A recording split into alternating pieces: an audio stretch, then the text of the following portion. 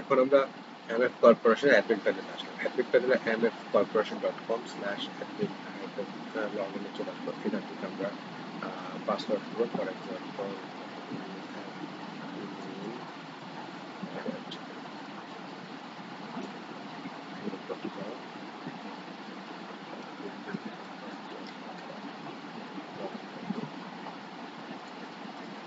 Log in করার পরে এখান থেকে আমরা আসলে কাজটা শুরু করবো। তো এখানে যে কাজগুলো করবো সরাসরি আমার ওয়েবসাইটের ভিতরে ওই জিনিসগুলো চেঞ্জ চলে আসবে।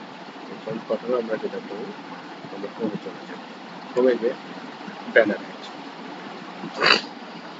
এখানে কিছু ব্যানার দেওয়া আছে। এই ব্যানারগুলো যে আমরা যে হোম পেজে যে ব্যানারগুলো লিঙ্ক হচ্ছে, এই ব্যানারগুলো হচ্ছে সেই ব্যানার। তো এখানে আমরা যে ব্যানারটা অ্যাড করবো সেই ব্যানারটাকে এখানে চলে আসবে।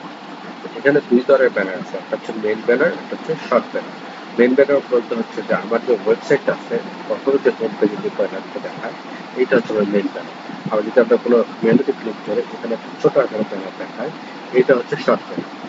ঠিক আছে? আমরা যদি এখন যাই, যদি সাপোজ আমরা যদি একটা ব্যানার অ্যাড করতে চাই, তো আমরা এখানে যে রেঞ্জের যে আইকনটা আছে আইকনটাতে ক্লিক করে অ্যাড ব্যানার।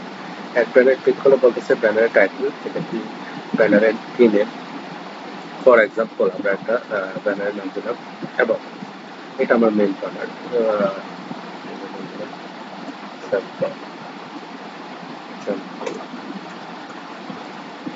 ব্যানার আচ্ছা, এটা আমার মেইন ব্যানার। এটা হচ্ছে শর্ট ওয়ান টু বলতে বোঝাচ্ছে যেটা হচ্ছে আমি যদি আবার করতে চাই, এই যে 1 নাম্বার এটা দেখাচ্ছে, 2 নাম্বার এটা দেখাচ্ছে, 3 নাম্বার এটা দেখাচ্ছে, 4 নাম্বার এটা দেখাচ্ছে। এইটাই হচ্ছে সেই ব্যাপার যে আমার ব্যানারটাকে পজিশন কততে দেখাবে। যদি আমার দুইটা ব্যানার 1 হয় তার মানে হচ্ছে ওই দুইটা ব্যানার একটু পরে দেখাবে। আর যদি আমি 3টা আবার যদি একটা ব্যানারকে 5 নাম্বার করি তাহলে ওই ব্যানারটা আবার 5 নাম্বার দেখাবে। ফর এক্সাম্পল আমি চাচ্ছি এটা 5 নাম্বার দেখাবে।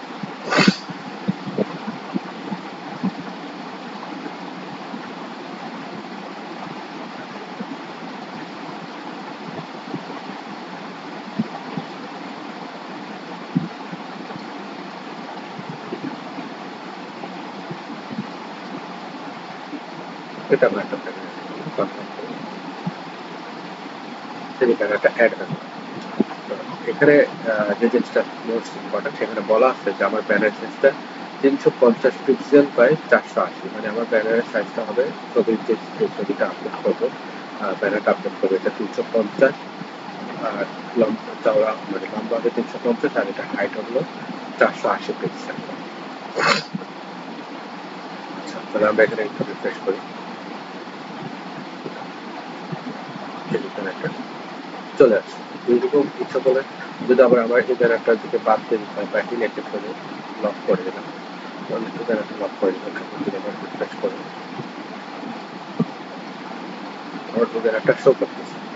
আর আমি যদি টোটালি ব্যানারটাকে যদি আবার যদি এডিট করতে চাই, না তাহলে ছবিটা চেঞ্জ করে দেবো। তাহলে এই ব্যানারটা দিলাম, কনফার্ম করলাম, রিফ্রেশ করি। আচ্ছা, ওটাকে আমরা প্রথমে অ্যাক্টিভ করে দিই। আবার এখানে আমাদের মেইন সাইটে রিফ্রেশ করি, তাহলে এই যে ব্যানারটাকে চলে আসবে। হ্যাঁ, ব্যানারটা চলে আসবে। তাহলে আমরা এখান থেকে এডিট করতে পারবো, ডিলিট করতে পারবো। আর ডিলিট যদি করে দেয় তাহলে টোটাল আবার ব্যানারটাকে এখান থেকে পার হয়ে যাবে, থাকবে এরকম। ঠিক একই রকম ভাবে আমরা কি করতে পারি, এটাকে ইচ্ছে করে এখান থেকে অ্যাড ব্যানার করে আমরা শর্ট ব্যানার হিসেবে নিতে পারি। হ্যাঁ, শর্ট ব্যানার করতে পারি। আর এখানে যেটা আছে সেটা হচ্ছে যে এখানে যে আইটেমটা পিডিএফ, এটা পিডিএফটা যদি আমি ক্লিক করি, এই টেবিলে যা ডাটা আছে সমস্ত ডাটাগুলো পিডিএফ আছে। যদি এক্সেলে ক্লিক করে এখানে যে নাম, যা আছে সব